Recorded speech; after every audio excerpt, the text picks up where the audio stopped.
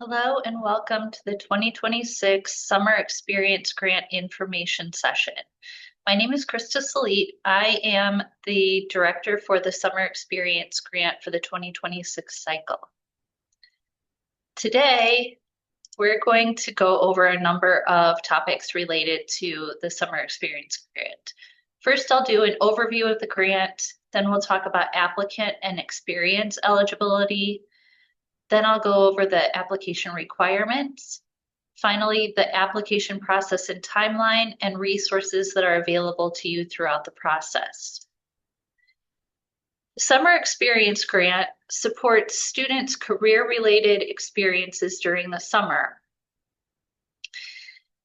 The program is funded through a collection of funding sources that are maintained at the college level. Different funding sources include student assembly funds, direct donor funds, and university funds that exist within the colleges as well. All funding decisions are made at the college level.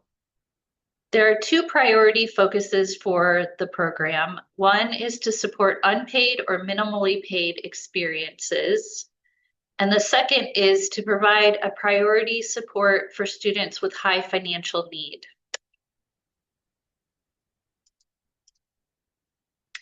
Applicant eligibility. In order to be eligible, you must be a first-year sophomore, junior, or first semester senior, meaning that you must be continuing on at Cornell in the fall semester following your summer experience. You must also maintain good academic standing as you're applying to the award as well. Experience eligibility. There are a number of experiences that are eligible for funding, including internships, research opportunities, and volunteer experiences. I'll talk a little bit more about that in the next slide as well. We do not place a preference on how you carry out your experience. However, we do want to know how you carry out your experience because it will impact your expenses related to your summer experience. You can participate in your program via in-person, hybrid, or remote. The program must provide a substantial career-related experience, meaning that it should be at least 4 weeks in length and at least 100 hours throughout the experience. The experience should have a supervisor. It's required to have a supervisor. It should also take place during the summer term between May 18th and August 21st. When you're filling out the budget section of your application, there's a section that asks you to identify both your income and your expenses. If your income greatly exceeds your expenses, you most likely will not be awarded this grant. The primary reason is that the program is designed to have students that participate in this program break even in terms of their income and their expenses. At a number of places on the Summer Experience Grant website, you'll find a link to the eligibility screening, which you can also see here. This tool is used to assist you in determining if you're eligible for the Summer Experience Grant. We highly encourage you to complete this eligibility screening before you fill out the application to determine if you meet the eligibility criteria. Ineligible experiences are important to take note of. There are a number of them, and we want to be clear about the types of experiences that would not be eligible for funding. The first is a private fee-based program that has associated fees with it, such as you might be doing a volunteer experience in another country that charges a program fee. That program would not be eligible for summer experience funding. You also could not, say, use the summer experience grant to fund the travel or airfare to that program and then pay the program fee on your own. The entire experience would be an ineligible experience. Similarly, a college-based program that charges a fee, perhaps there is a research-based experience, but you need to pay a program fee to participate, that experience would also be ineligible. Any type of experience that involves tuition or coursework is not an eligible experience. Personal projects such as personal independent research or a personal startup or entrepreneurial venture are not eligible experiences. Anything that's supervised by another student, whether that's an undergrad or graduate student, is not eligible. For instance, you might be working on a startup with a grad student, and that student is now launching this venture and wants to bring you on to do some of the work during the summer. That experience would not be eligible. Any organization that's owned by a family member or where you would be supervised by a family member is not an eligible experience. If you plan to participate in an experience that involves international travel, that can be funded through the Summer Experience Grant. However, there's a few extra steps that you will need to go through in order to get approval for that experience. All undergraduate travel needs to be approved through the Cornell International Travel Registry. You can find that either through the Summer Experience Grant website or through the Office of Global Learning website. If you're awarded funding for summer experience, you will need to complete the online Canvas course on international travel as well. If you're proposing travel to an elevated risk destination, which you can find on the Global Learning website, students must complete a petition in order to do so. Petitions are triggered by rules built into the travel registry, so it will automatically move you into the steps that you would need to go through in order to receive approval to do that. Proof of completing the International Travel Registry or ITAR will need to be submitted before funding is released, but cannot be filled out until your conditional award acceptance letters are sent. That's a step in the process where you have been approved for funding, but we have not finalized your payment yet because there are a few steps that you need to complete in order for that to happen. You can fill the ITAR form out 4 to 8 weeks before your travel. Now I'm going to talk a little bit about eligible experiences within your eligible expenses within your experience that can be covered and what cannot be covered. If you're awarded Summer Experience Grant funding, you can use that funding for travel to your experience, meaning that if you live in Chicago and you travel from Ithaca to Chicago, and then you're going to an experience in Washington, D.C., we will not cover the part of travel from Ithaca to Chicago, but we would cover travel from Chicago to DC and back. We do not cover travel toward your home destination where you would be going even if you weren't participating in a summer experience. We'll cover housing for you if you're living away from home. We'll also cover utilities and commuting costs within the city where you're living, parking if that is something that's necessary for you. We'll also cover food and laundry expenses as well as professional clothing that's necessary in order to complete your job. Things that are not covered by the Summer Experience Grant. This list is not exhaustive. It's just meant to give you kind of a picture of what's not covered.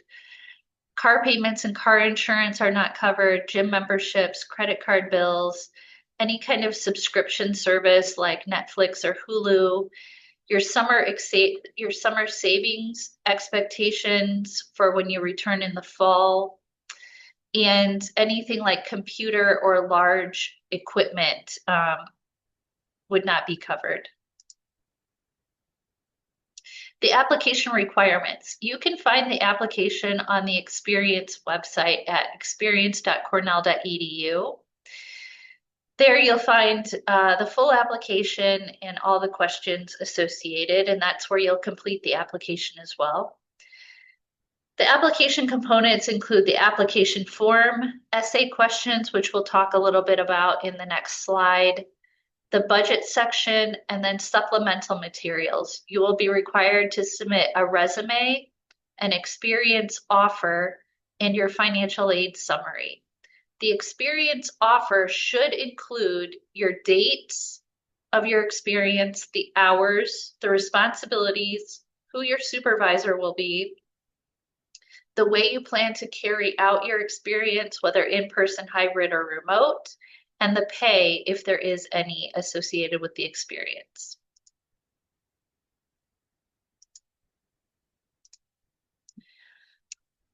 The application essay questions are as follows. What are your career goals and interests, and how does this experience fit? What are your expected responsibilities in this role? What do you hope to learn from this experience?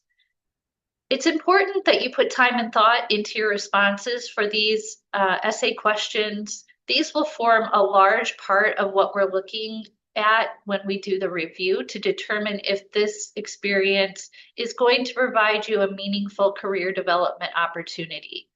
The more time and effort you put into these questions, the more complete your application is and gives us a better sense of how you are participating in this experience and what you'll take away from it that will be meaningful to you.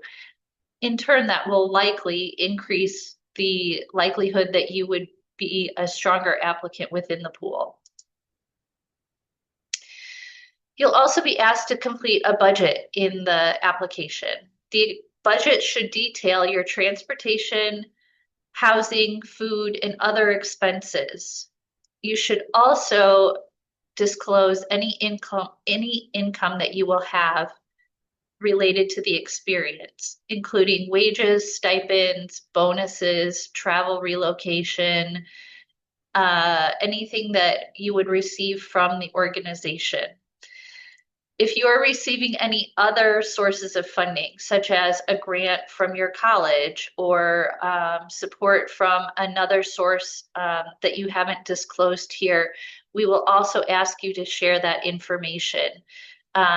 Both in this section of the application, and there will be a form called the grant disclosure form that you will need to complete once you are conditionally accepted for funding as well. You'll also ask to submit a financial aid summary. If you received financial aid, you'll be asked to send your 2025-2026 financial aid summary as a PDF via secure file transfer to the address here, kmk44@cornell.edu. The summary should show your aid received for the 2025-2026 academic year. And this document should be saved with your full name, student ID number, and SEG financial aid so that we're able to easily identify and access that and attach it to your full application. Your application is not complete until you send us this summary. Your summary can be downloaded from the Student Center where you are able to see your financial aid information. In the application, you also have an opportunity to explain any circumstances or factors affecting your financial need. Anything that's not captured in the financial aid summary is something that could be completed and input there as well. That helps us to give a fuller picture of your financial state so that we might be able to support people who most need this funding. The application process. Applications will open on February 1st on the experience.cornell.edu site. Review is done on a rolling basis. We have a few deadlines throughout the spring semester that mark when reviews happen. The first deadline is March 1st, second is April 1st, and the final deadline is May 1st.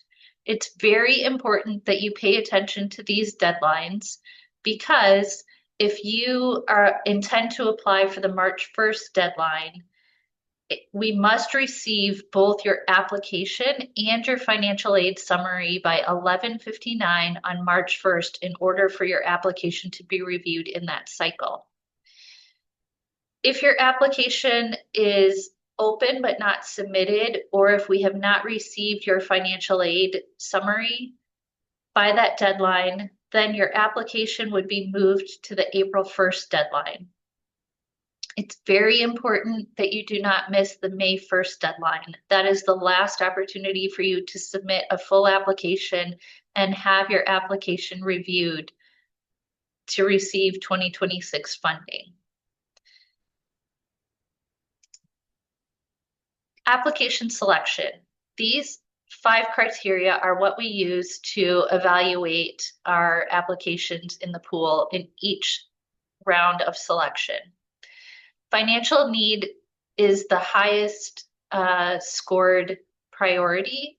And so your financial aid summary is super important to us in terms of determining your eligibility and suitability for the summer experience grant. Fit with career interests and goals we take from your essays. And so those essays play a key role in determining your suitability for the funding as well. The benefit to you as a student, we also take from the essays. Again, super important that you are thorough in filling out your essays and the rest of your application so that we really get a flavor for how this experience is going to be a benefit to you career-wise. The thoroughness of your application and the strength of your essays. As I mentioned, applications are reviewed on a rolling basis. Notifications will also go out on a rolling basis. So if you apply for the March 1st deadline, we will review applications a week to 2 weeks following that deadline. And you will begin to receive notice on the status of your application from that point.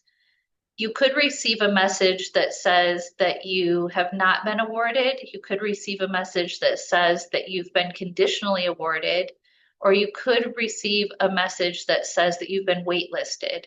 If you've been waitlisted, that means that your application will roll over to the next deadline to be considered in the second pool of funding.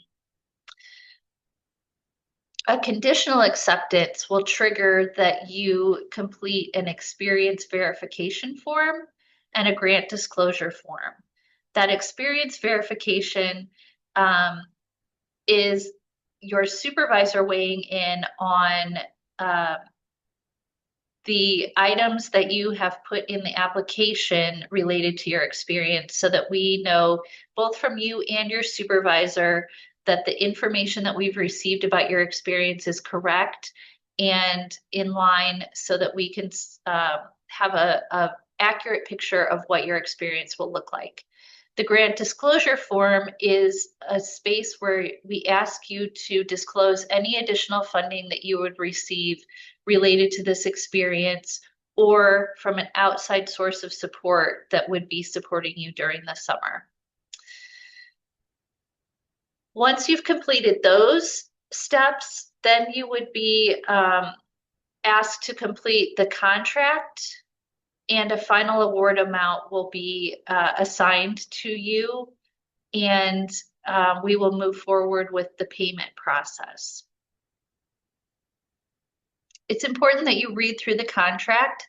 It's has a number of pieces of information about what we expect from you during the summer experience, as well as the follow-up following your experience, so that we capture all the information that's necessary to support you through this process.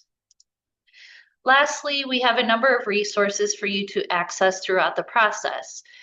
The summer experience website that you can find can be found on the Career Services website at this link here. There's a wealth of information there, including applicant resources, FAQs, even information related to relocating to another city so that you might find housing and transportation. You can meet with your career advisor in your college. All the career advisors are very well informed about the summer experience grant and can answer most questions. If you have a question that your career advisor in your college can't answer, you can certainly reach out to the summer experience email account and we'll be happy to answer your question at seg@cornell.edu. And last, we have open office hours for students that are applying throughout the spring semester, beginning the week of January 20th. Those office hours will be Tuesdays from 3 to 4 p.m., Thursdays from 12:30 to 1:30 p.m., and they will take place in 100 Barnes Hall in the center of campus. I appreciate your time today, and we look forward to receiving your application.